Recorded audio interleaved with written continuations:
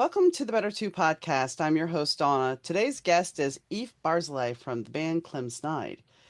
Eef and I talk about his career, which is quite lengthy, and music, the inspiration for his new record, Oh Smokey, as well as, well, there's a lot.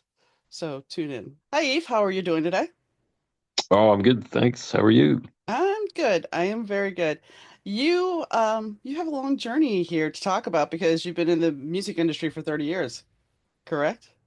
Man, yeah, it's been that long, I guess. It's hard to believe, but yeah.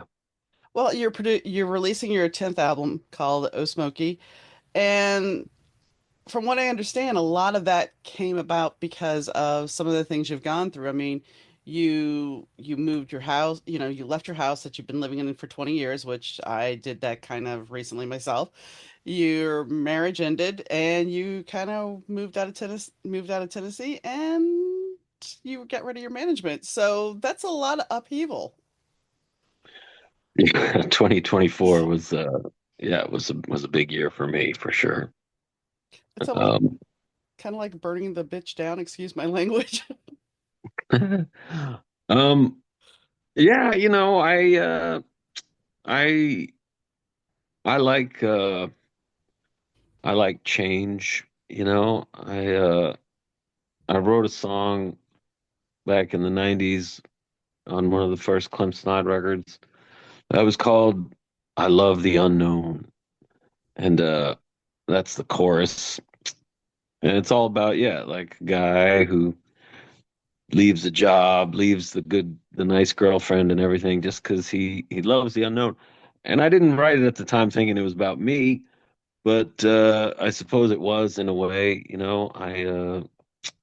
yeah, I like a certain amount of uncertainty in my life. Apparently, I mean, I mean, for me, I had lived in the house with my husband for yeah, 20 about 12 years. And so he had passed away. So for me it was like, okay, I got to sell the house. And I had known this for 4 years, but I kept dragging my feet and it was like, where am I going to go? Where am I going to go? Now, mind you, this I'm the same person who moved all over the country for a while without a thought in the world when I was younger. Didn't matter. It was okay. I could do that. As an older lady, it's like, I'm not sure A about little different. this. Yeah. Yeah. So what was there any intrepidation when you just decided that, okay, I'm doing this, things have to change, I can't deal with this anymore? I mean, yeah, I was definitely I got kids. Yeah, I kind of waited till my kids maybe were a little bit older, you know. It was one of those decisions.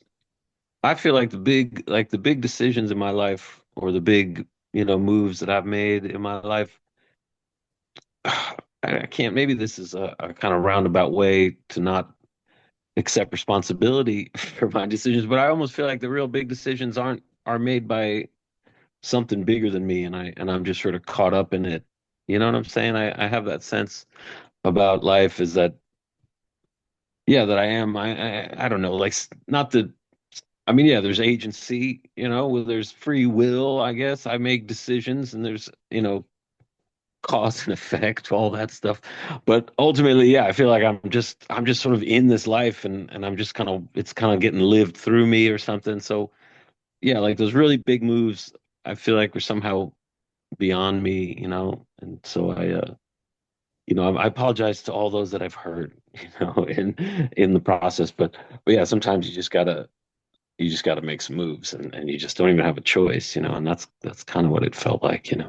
But that kind of goes back to one of your lyrics in Smokey was because you were kind of questioning your choices.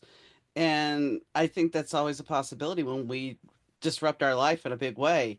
Did I make the right choices? Yeah. I mean, certainly, I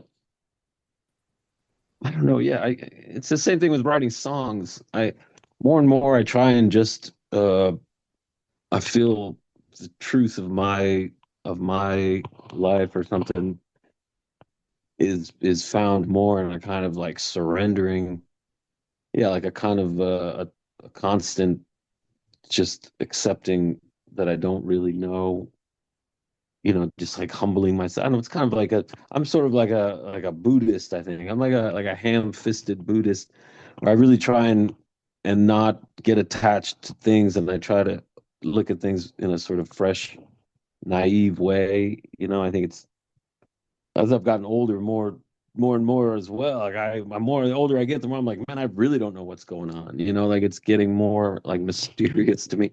And so I just kind of fall back into that. I think like a trust fall into the unknown. And to me that's faith, and I have been rewarded. Like my faith has been rewarded. Like miracles have yeah, like I kind of depend on the occasional miracle and the occasional miracle comes, so But that's nothing wrong with that because fear is the biggest word that can stop us in our tracks. So if we're more trusting, that also gives us more hope. Because when we allow exactly. That's fear to come in, Well, I mean, that's kind of what it comes down to, that like the only choice we have, it's like in the Course of Miracles, I think it says the only real choice we have in any given instance is the choice between fear and love. And I mean, to put it as kind of simplistically as we can. And I think that's a good way of looking at it. Because yeah, like if you move less in fear and more in just a kind of yeah, like a faith that like everything kind of is happening exactly as it should, you know. Yeah, life is so much bigger than you, and you're just like a part of it. And I don't know, it just alleviates a lot of existential uh, worry. I try not to worry. I mean, I really, yeah, like there's one line that I stole it from somebody that worry is like praying to the devil. You know, yeah, like why don't you worry why don't you imagine that things are going to be better than they can be. Like it's not things aren't just going to get worse; they're going to get better too. Like, isn't it crazy to think that? well, I had a gentleman on quite a while ago, and he talked about the fact that if we all sat down and instead of getting locked in fear and worry, and we put out positive energy and we put out belief that things were going to get better instead of turning into a shit show, that we would actually do better. Yeah, That exactly. as a collective, we would do better. And I don't think people realize that the collective energy can affect people. It can affect you if you allow it to feed. And so what you're saying is very true. I'm not discounting that at all. It's just I think it's easy because right now I'm having my own challenges and it's very easy to pick up on these social cues and feed into that when you're trying to deal with your own crap. And so you have to find that balance. And what you're saying about not being fearful, that's where I try to maintain. But sometimes it's like, wow, okay, how do you I stop mean, that? no, it's easier said than done, I suppose. I Sometimes. sometimes I think I don't know. I mean, yeah, like pain. Uh, like in some ways, I think like suffering is it like has to be there. It can't if you just accept that suffering is just a part of it. Because a lot of like we're not suffering, but yeah, just difficulty or pain or challenges. Look at that. A lot of the suffering or the sorrow, I think, is when we sort of argue with that and just and make ourselves feel like we've done something wrong or that something's just wrong. But yeah, the part of the surrendering to whatever you want to call it, God or just the universe or just um yeah, you free yourself of that burden. And I don't think of the way I think about it is not I don't pat myself on the back too much. It's just a way to move through life more lightly, and more. And I think when you move that way, you bring more, yeah, like more positive sort of Well, vibes you know, to people. to quote In Vogue, when you free your mind, the rest will follow. Your ass will follow. I think it's supposed to be your ass will follow. They Well, cleaned it up. the radio version. Not that I cursed it at all, but Rest. I like that rest you got. That's nice. so when we talk about um all was revealed, you're talking about death. What made you have this big existential thing about death? I mean, have you looked at your own mortality now? I uh I guess yeah, I sing. I don't know. I guess yeah, death. I mean, yeah, death is very. I'm intrigued by it. I think about it a lot. I don't know more so or less so than others. I can't say. But yeah, I like. Yeah, I'm intrigued by. I like the idea of like I love the near death stories. I love all that stuff. I think that's just so cool. I love the idea. Yeah, the idea that like death, like when you die, all will be revealed. Like I'm kind of partial to that scenario. Um, it feels like God owes me that. At least like yeah, tell me what it was all about when I die, please, God. Um, but that song in particular was kind of inspired in a big way by Sky King. Bebo. It's like this viral story. It was just one of those like internet kind of stories about this guy, just some ordinary kind of working class dude, and who worked at the airport in Seattle there. And one day he was like a baggage handler, and one day he just like jumped in one of the planes, took off, like was joyriding with this, one of the smaller commercial planes, but he knew how to fly it enough to get it off the ground, and so there's all these videos of people with their phone. You can see it on YouTube. There's all kind of like tribute videos to the Sky King, and they have the recording of the interview with him and the air traffic controller guys, and they're trying to help him. And just that conversation is so beautiful, I think. And he knows, yeah, he's not planning to land the plane. He's this is it. This is his blaze of glory. And I don't know, there's something that struck me about that, and having it exist on the internet in that way that, people were shooting the plane with their phones, and then somebody found the conversation and sort of put it all together. Anyway, so that song, yeah, like yeah, I ended up calling it "All Was Revealed," but it was going to be like a song for the Sky King or something like that originally. But that's the thing, you find inspiration, and if something really resonates with you, you're going to find the inspiration to come up with something. And while most people won't recognize it as a Sky King, you just stated clearly that this is what inspired me. And sometimes the most weirdest things can inspire us to write something. I mean, I'm a Yeah, writer, so I mean, there's moments where I'll see something and it's like, oh yeah, that would be great. So, I think yeah, you don't have to. I'm very like forgiving with inspiration. I'll take it wherever I can find it. I don't ever, or I try not to. A lot of people bring a certain, I don't know what the word would be, like journalistic, or they think that this has to say that, or this has to reflect that, or this is about this person who did this. And it's like for me that none of that is necessary. Like that's what makes it fun, is that it doesn't have to like correspond to anything specifically. It's its own kind of little universe, its own little. So yeah, so I never. I mean, yeah, sometimes people want like real specific sort of insights into something. I'm like, yeah, it could be about me, maybe not. I don't know but you really. write songs for people, so whatever That's inspiration true. they, Yeah. sometimes Well, that's that, an interesting. go Sorry, ahead. but yeah, that's an interesting uh, process, because what I've found doing that is, yeah, it's like similar to what I'm saying, is that when I write songs for other people, it removes me completely of that pressure of having to be an artist, or having to write a song that I think is something that I should be saying, all that kind of stuff that goes on without you even realizing maybe. But when you just write it for a person, and also if they reveal something about themselves, something intimate, there's like a little nugget of something there always, that can become a song, like a little seed, just in the person's like genuine, soulful kind of revelation, or just, sharing of themselves. So Mhm. which is yeah, which is anyway, that's been another, yeah, so unique kind of inspiration. to take take a sip of tea. That's okay. Well, you'll enjoy this.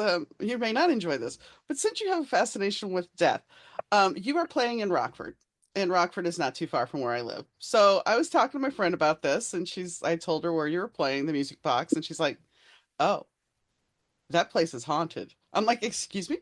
She's like, "Most places in downtown Rockford are haunted." And we know a mutual person that she's like, "Oh yeah, she had told me many stories about that place being haunted." I'm like, "Okay." So, if you like death, you might get to experience a ghost there, allegedly. I don't know. I've never been. So, yeah. Hmm. I know. Man, I welcome any ghostly interactions. I can't say that I've ever had any of those kind of experiences, though, which I wish I had. I haven't like seen an an orb or an alien, or I haven't seen a ghost. I haven't had any like those sort of like extra You've never extra. sensed a presence. Um, yeah, no, I'm not. I can't say as I've really had. Yeah, like I mean, I've done I've done some things. I've ingested some substances, which maybe No. me see things in a different way. But that's about as wild as it's gotten. Um, I heard a ghost story recently that I really kind of blew my mind. I'll tell it to you quickly because it's just so good. All right, this woman told it to me. She was visiting her friend on the Jersey Shore, childhood friend. They both have teenage kids, and they're at the home of this friend's, childhood home, parents' home. Both parents have passed. Now she lives in the house. The friend is staying in the upstairs bedroom. The woman who's telling me the story. They're meeting outside to go get food, whatever. Oh, I forgot my jacket. She runs back into her room. She opens the door. There's an old woman sitting at the desk in her room, facing the window. There's like a really dramatic sunset at the window, and she notices a little old lady sitting at the desk, like looking down at the desk, in this kind of weird way, like kind of scanning her eyes back and forth. And she saw it, and her immediate reaction was like, "Oh, I'm sorry," and she, I'm sorry to, close it in. And she just took a second and realized, well, wait a second, it's my room. Like, well, there's no one in here. So she opened the door again. The woman's gone, but she saw her as clear as day, and she even noticed what she was doing, enough to register. Anyway, she's so freaked out by this experience that she just wants to go home, and she doesn't know what to do because her kids are there and the friend, and so finally the kids go to bed. She musters up the courage to mention this to the friend. She goes, "Oh yeah, I walked in the room. There was like a woman sitting at the thing. I didn't know. I was freaked out. I didn't know what to say. Whatever." And the friend goes, "Wait, what was she doing?" And she says, "Yeah, she was just like looking down at the desk in this weird way. I didn't understand." And the friend goes, "Oh my God, up until just a few weeks ago, we had all the family pictures were under it was like a glass top desk, and they kept the family pictures there forever." And she said, "I just moved them all because they were getting sun damaged." And yeah, she was like, "Oh my God, that was like my mother, like sitting at the desk, like looking for the pictures." That's, Hmm. I mean, she told me that story. I was like, "Oh my God, that's too much, man." There's a, Yeah, I've had too many weird experiences in my life that I can't explain. I really can't yeah, explain. Uh, when my stepmom died, she was in Tunica, Mississippi. The really weird thing is, about 5 days before, her and I had this conversation because my husband went to the hospital, and she's like, "Make sure you have life insurance." I'm like, "Well, okay, we do. Don't worry, but well, just make sure you have it." Okay. Fast forward, Katrina's coming, so she's got to evacuate New Orleans, and they drove in a car to Tunica from New Orleans for 8 hours. Okay. My husband has been home, and we're sitting. I we go to sleep, and I wake up in the middle of the night and say, "I can't breathe, Donnie. I can't breathe." And I sit up, and my husband's like, "Are you okay?" I'm like, "I'm fine." So I can't go back to sleep. I end up playing Lego Star Wars. Yes, I'm a geek. For a couple hours, and then I go back to sleep. And my dad calls me at 6 o'clock in the morning to tell me that she has passed. My stepmom has passed. I'm like, okay.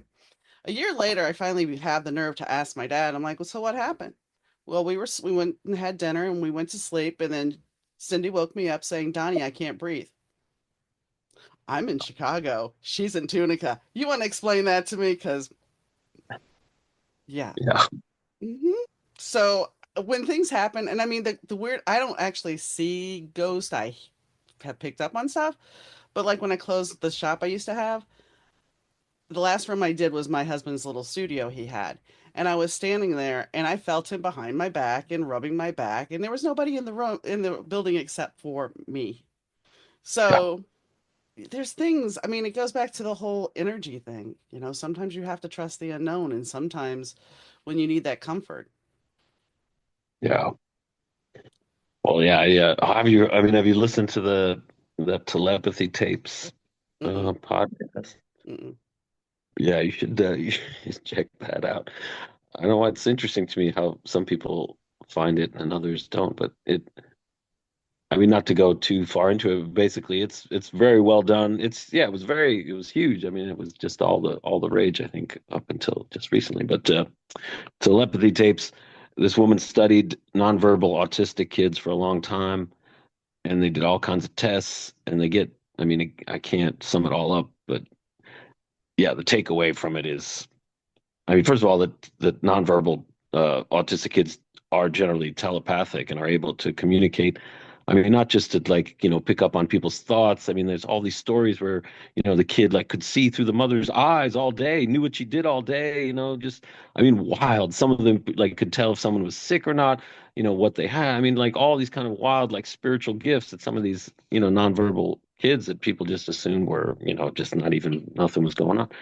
And and yeah, the takeaway from it is that consciousness is sort of beyond our own kind of brains. That there's something much This much vaster going We on. can actually go back to your original thing though about trust and trusting the unknown and not being fearful because I've talked to children that basically, I've sat with the mother and the daughter and she's like, "Oh yeah, she told me last night when we went to dinner it was going to be free." And I'm like, "Yeah, right."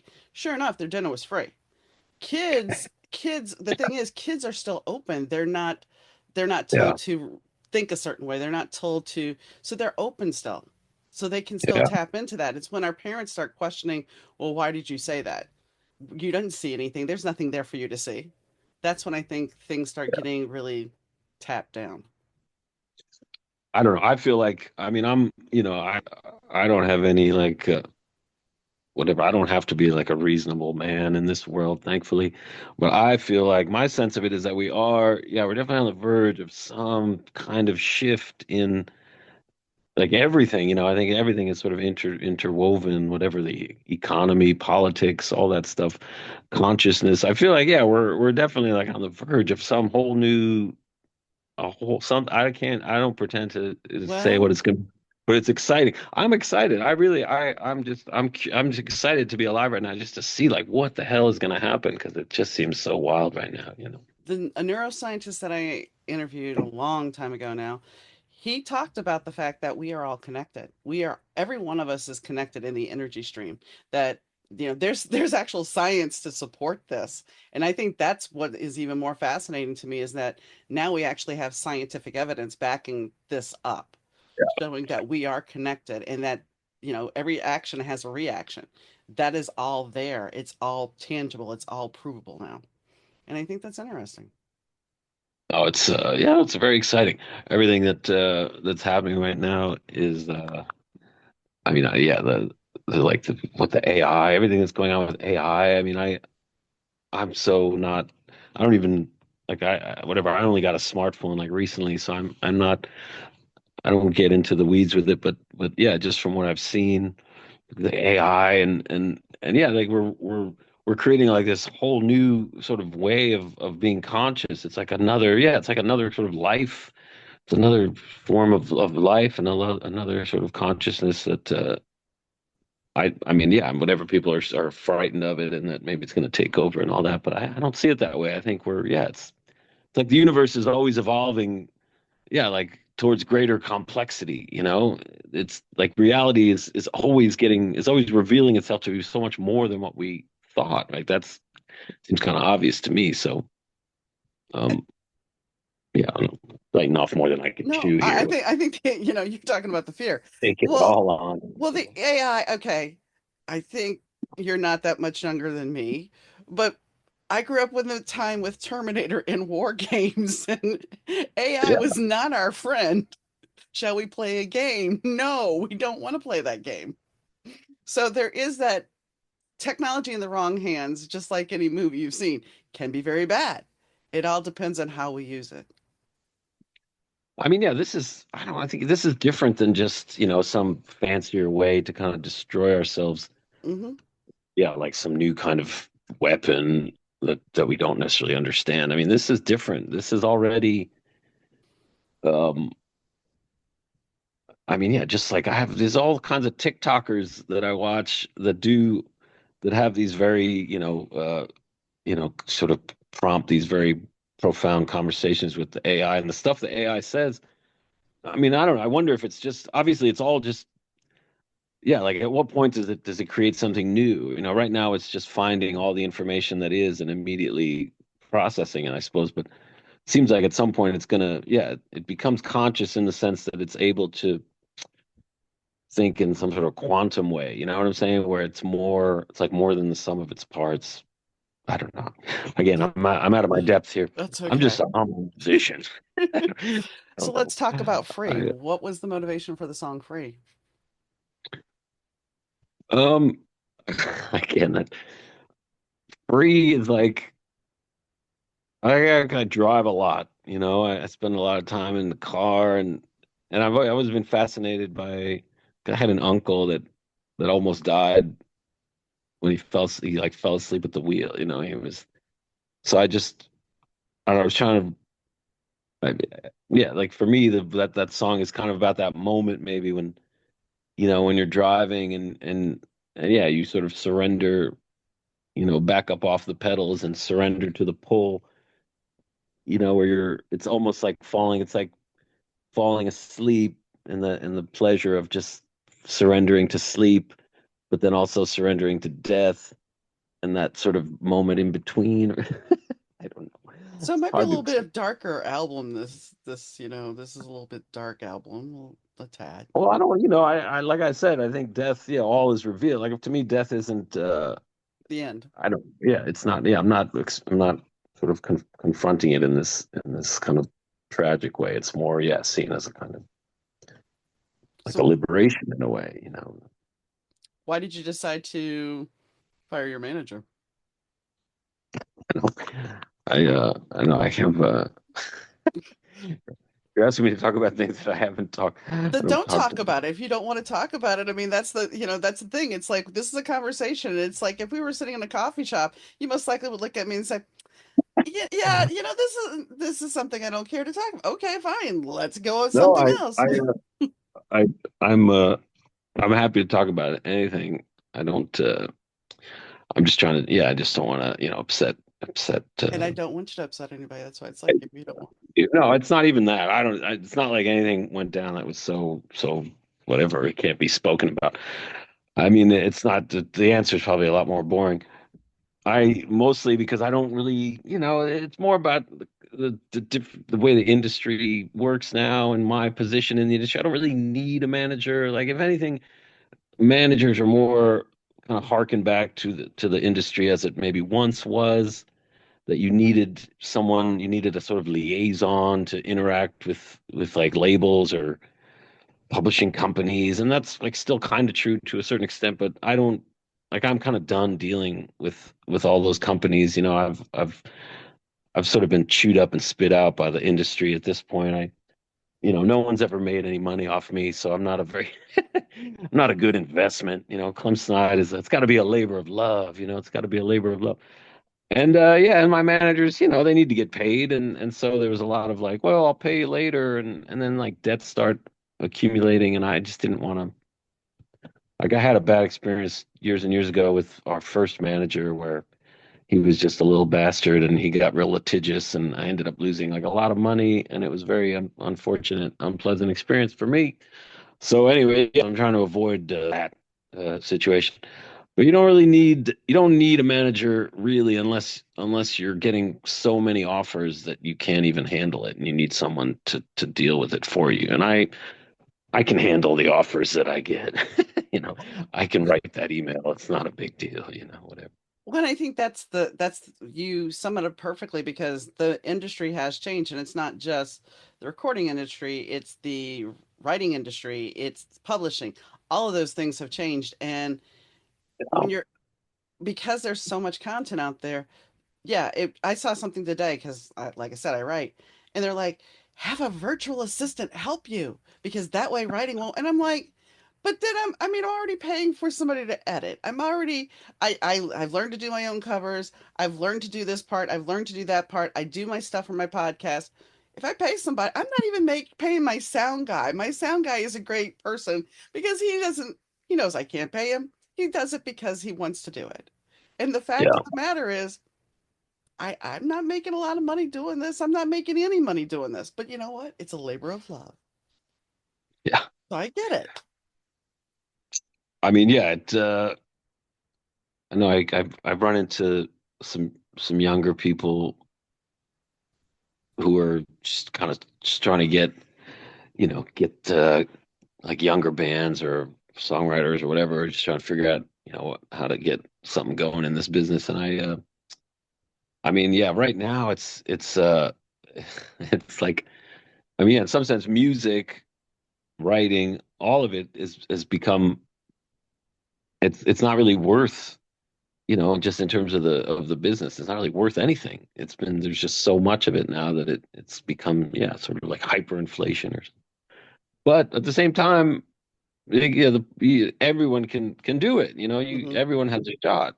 So it's like it is a kind of pure egalitarianism. It wasn't better before. The labels, yeah, like music was worth more back then when there was just less of it, and you had to, yeah, to get into a studio, you needed.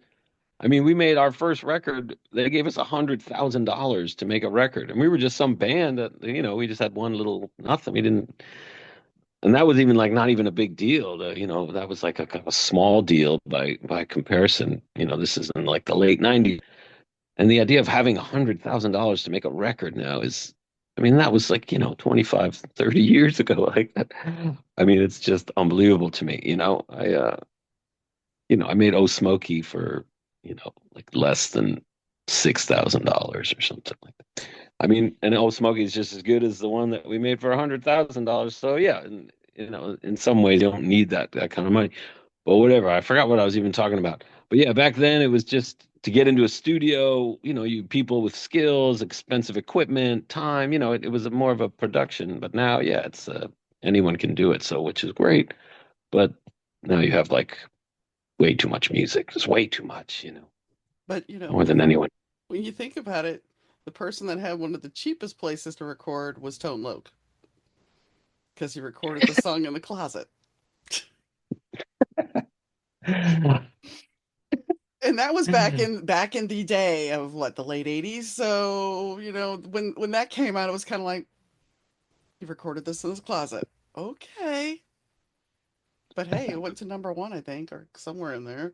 So I think I do agree with you that now the problem is we do have so much content, whether it be books, music, or whatever. There's so much content, and you are constantly battling and having to scream into the void to have somebody pay attention to it, to really like it, unless you have somebody behind you. I don't. Yeah, I think. I mean, that's the problem. Is like difference between art and content. They're all kind of lumped together, but they should be. Yeah, they should be separate. I think. Like whatever. I don't have some like highfalutin notions of art, but it's art should be, yeah, something that takes time to engage. It's not just like this immediate, just a little bit of information. I don't like. Yeah, I'd be cool to see what it's like, sort of post information age. I I don't know. I can't even imagine what that looks like. But yeah, everything now is just this quick little, everyone's attention span, whatever.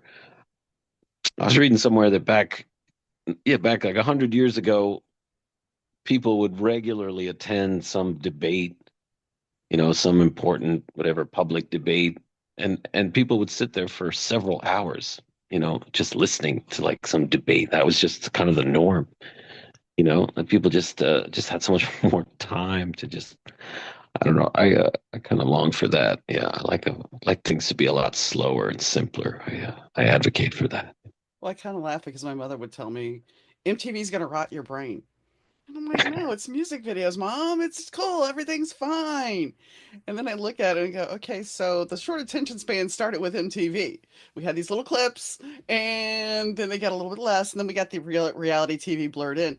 And now we have the 30-second clip of somebody doing something real. Yeah, so I guess that she was right. MTV did screw some things up, maybe. I like that. Like with my kids, I got like teenage. My daughter's in high school, but it'd be uh it'd be like, let's watch a movie. Come on. Like watching a movie was somehow like a big. time commitment. She's like, oh, an hour and a half to just sit there and watch a whole movie. Are you sure? Like that. That seemed like Wow. equivalent of going on like a big hike would be like 20 years ago or something.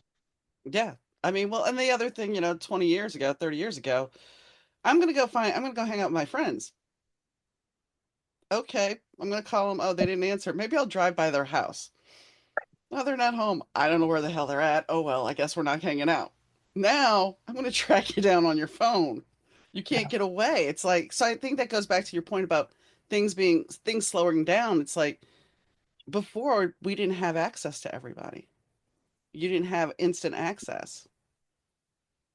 I know. I wonder. Yeah, we're of a certain, we're kind of an interesting generation that we like the first half of our lives was sort of pre-internet, and now it's like into the like sometimes I don't know I always kind of felt like I was born at the wrong time, or I don't know, maybe everyone feels like that, but yeah, now I don't, I'm not even sure what point I'm trying to make, but there's like a part of you that you didn't even realize like how sort of sweet and simple it kind of was back then when there just were no screens, when you just were just there. Like it's wild to think how you took that for granted, Yeah. But now it's like, oh yeah. I mean, whatever. It's like the screens, there's good and bad. I don't mean to be so like some No, cranky old man. You know what I'm I saying? get what you're saying because yes, I love my phone. I scroll my phone, and my husband used to get mad at me because he's like, "We're watching a movie and you're on your phone. You're not even Yeah. watching." I'm like, "I can tell you exactly what's going on," and I could, but there's an addictive quality to it because it's that dopamine hit we constantly get when we're on it. So it's like, how do you figure out? You know, I don't mind having the technology. I love technology. It's made my life as a writer a lot easier, but I do miss I do miss having that disappearing where nobody knows where you're at. And, you used to be able to rattle off how many phone numbers. Now, other than my phone number, I can't tell you anybody's phone number. Don't know a damn, hit a button. Okay, that's it. I'm calling them. I don't know their number. Oh, Went to, I'd like to think that we're just freeing up our brains to think more wonderful, inspired thoughts. But yeah, I don't really need to know anything. I mean, you used to have to know like how to get somewhere, and where people lived and like your way around a city or whatever. Now it's I don't even. and the giant atlas, the atlas that was in the car, so you could figure it out where you were going. But we're Oh, not. I mean, we started to, when we first toured. I remember touring when we were lost. Like we would have to call the club up as we were pulling into St. Louis, whatever, hope someone answers, and then ask for directions. Hope they gave good directions, and then somehow found our way to this club. I mean, I can't even believe that that we pulled that off. Well, even if you We go back to the lost, lost, like we didn't know where we were. Well, if you go back to the infancy of the internet with MapQuest, MapQuest was sure to send you someplace, maybe in a big loop before you got to where you were going, but you were going to get there eventually. Eventually, yeah, just kind of circle around it. And you're like, wait, something's wrong. I think I mean, so there's a nice thing about having the phone because, yeah, we have the directions, we have everything we need. But yeah, the simpler times I sometimes. couldn't do what I do without it. Like I honestly, like without the phone, I couldn't even continue doing what I'm doing right now. So I'm pleased, hear my gratitude. Thank you, Steve Jobs or whoever's responsible. Yeah, like I said, Good for I like my tech, but nice work. I know. so I do have a question. You go out to people's houses and perform in their living room. Yeah, What started this? yeah, yeah. It started years ago. I just heard, I heard rumors that people were doing these like home shows. I think one of the pioneers of it was Dave Bazan, Pedro the Lion guy. This is like 20 plus years ago. Yeah, I think if you have like a small fan base, like a small sort of devoted fan base, it uh it just makes a lot of sense. And yeah, so I started years ago, and then at one point we were doing it like we would sell tickets. We set up like a link, and then you just invite strangers, and and that kind of thing. But then during COVID, when I was yeah, like I couldn't tour during the COVID, so I started offering just like private party, you know, invite however many friends you want and pay me, whatever you want. And yeah, it's worked out pretty sweet. And that's kind of what I do. And I feel pretty I feel pretty blessed that I just like drive up to someone's house and they're having a party and everyone's real excited that I'm there and they give me food and drinks and I just take my guitar out and I sing and tell some stories and then they give me money, and then I get back in my car and I drive to the Super 8 and I go to sleep. But yeah, it's great. I love it. It's one of the cool things about not achieving too much success is that like I've yeah, like there's not a lot of distance between me and the people that like what I'm doing, which is so I feel like I can kind of connect with people in a nice way, like people that I don't know. We can still have these like sort of really beautiful kind of human moments, and it's great. It's really kind of special. And I mean, yeah, I play in clubs, but sometimes I think, man, I should just play in living rooms and just be done with it. It's just so easy and fun. So I mean, whatever. Sometimes it's a dud. It's not always great, but more often than not, yeah, it's good.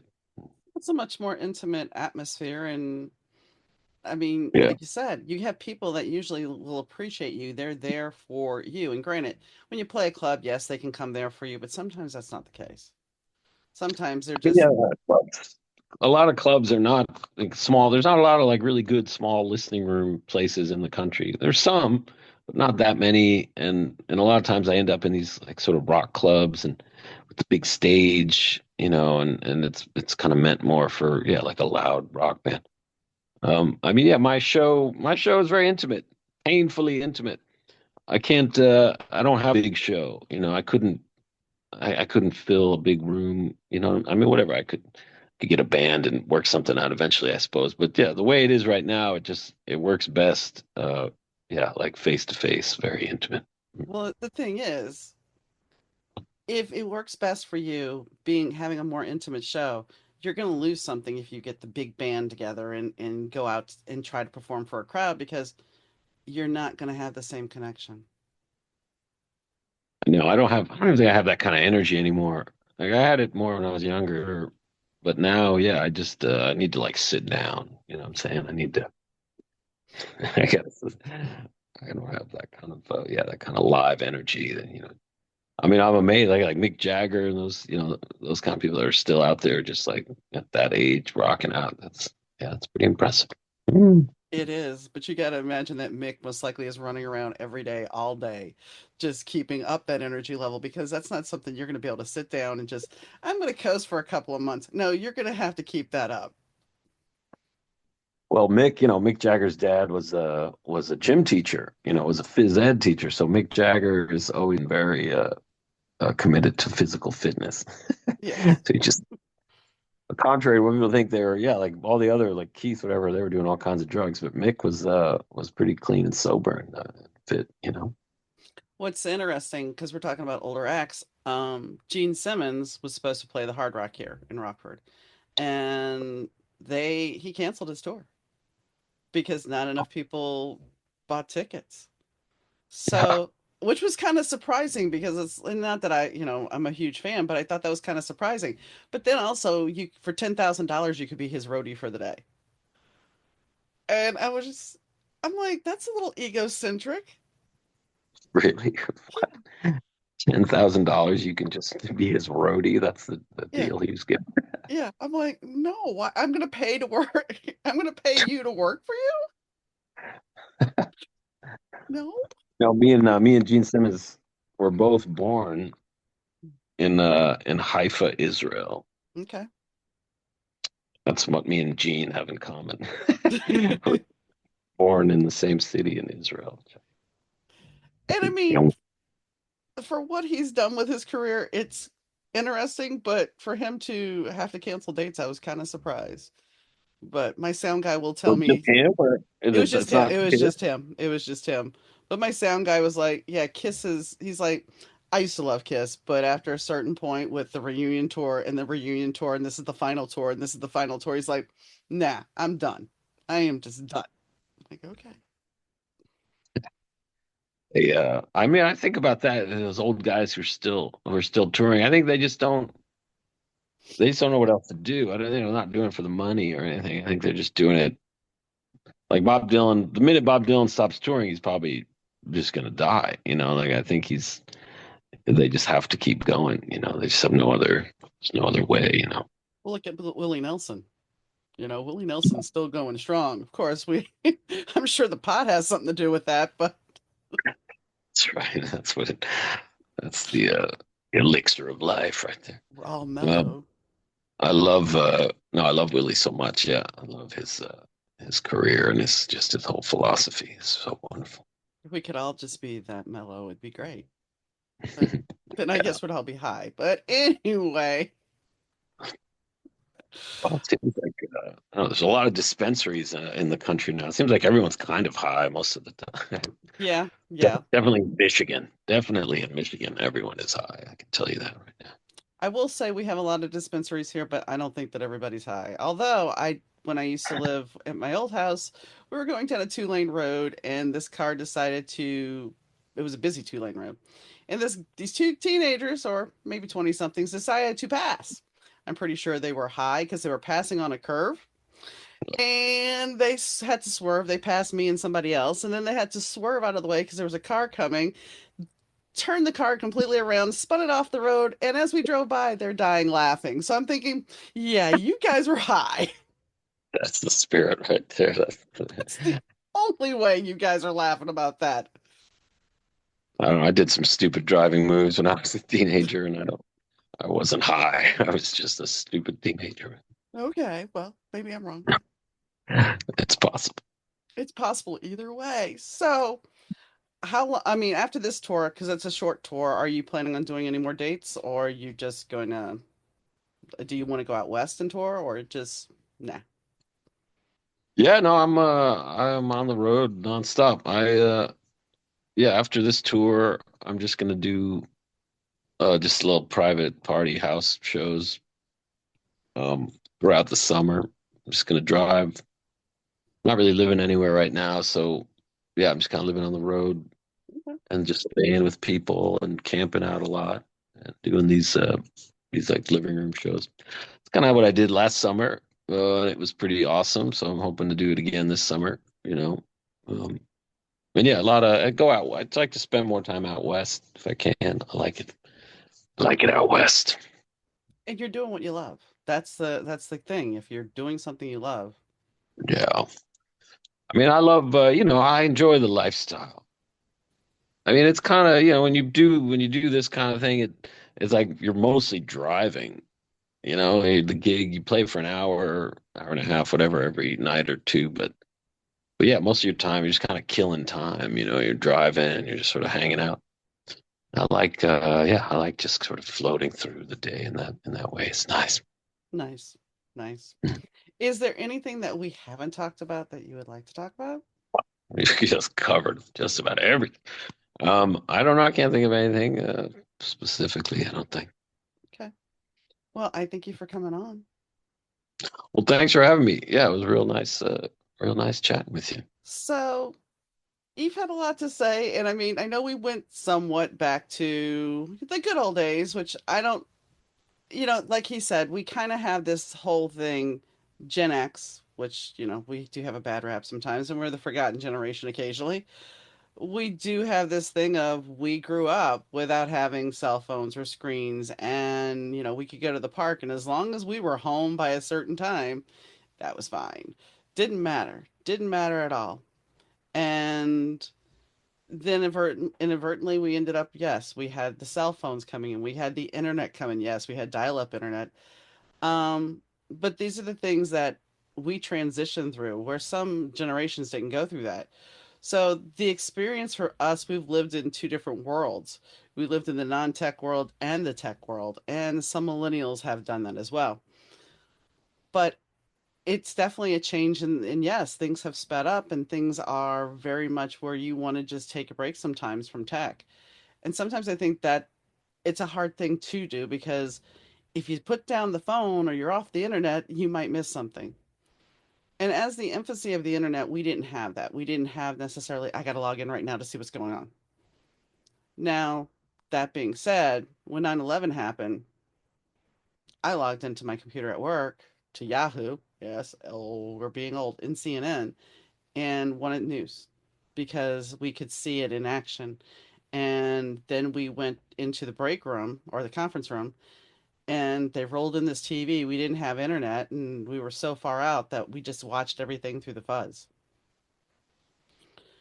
But it was a different time. And I think, looking at his record, Oh Smokey, when you look at some of the songs, they are reflective. They are looking at mortality, but they're also looking at surrendering, looking at trying to find hope, looking at trying to find answers. And I think that's a decent message. I think it's a good message. I think that sometimes we have to stop the fear. We have to stop and look at the bigger picture. And that's something that, yes, I have faced I have had to do my own looking at things differently. And that is something that, there are days where I can be very positive and think, oh, well, it's okay. And then there are other days where I'm like, oh, what am I doing? How is this going to work out? So I think that for the most part, we have to sometimes step back from the tech and go into the unknown and just trust. Trust the process, trust where we're going. And it's not always easy because right now, as I was saying in the podcast, there's a bunch of fear that we allow ourselves to get into. And if we're looking at the phone, it's feeding it. It's the people are looking for clicks. So in order to have a click, oh, I'm going to say something so horrendous or so something that's going to get you upset that it pulls you in. And then it feeds on those emotions, the fear, the anger, the angst. And I think that's a hard thing because how do you stop that? How do you stop yourself from falling into that trap? And so I kind of have my own rule about the internet now where it's like, yeah, I go in and I try to stay away because it's not that I am being an ostrich and putting my head in the sand because I do keep up enough, but it's also self-preservation. And I would recommend anybody that is going through something, whether it's something that is so tumultuous that is earth shaking, that can bring you down, like a divorce, like losing a spouse, like your own health issues, your own financial issues, all of these things are already heavy and they can already be toxic. And somebody feeding you this line that it's all doom and gloom, that there is no hope, you know, dare I say Princess Leia popped in my head, Obi-Wan Kenobi, you're my only hope. I think that we have to look at those moments, and yes, I have Princess Leia behind me. I think we have to look at those moments and find the hope, find the positive energy that we can to know that things are going to turn around and that they will be better. Sure, you may have a bad day, but if you go onto the internet and you see nothing but doom and gloom, you're going to feel hopeless and helpless, and that's not going to do you any good. So, I would say check out Clem's record. The tour dates are up on the site, and he's going to be doing living room shows. So if you want to book him, go to his website and you can reach out to him and see if you can book a date. Like I said, it's his 10th record. He has a whole catalog of songs. So I'm pretty sure you can curate a show for you in your living room that'll resonate. But on that note, I thank you guys as always for tuning in. I thank Rich Zai for 30-year audio and Fast Susie for the intro song. And whenever you're listening, morning, noon, or night, I so do appreciate it. And I thank you for tuning in. And I'll catch you next time, guys. Bye.